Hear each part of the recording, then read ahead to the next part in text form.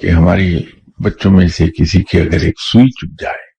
کہ اپنی جان دے کے بھی بچے کو ایک سوئی کی چبھن کی تکلیف سے ہم بچا لیں. ضعیف العمر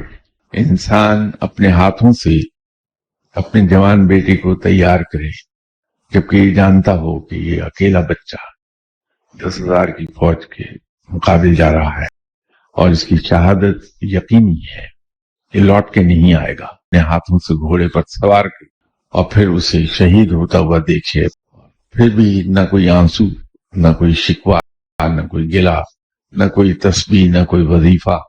بڑے سکون سے اپنے جوان بیٹی کی شہید ہوئی ہوئی لاش اٹھا کے ہاتھوں سے واپس لے آئے. پھر بھتیجے کو، بھانجوں کو اپنے ہاتھوں سے تیار کر کے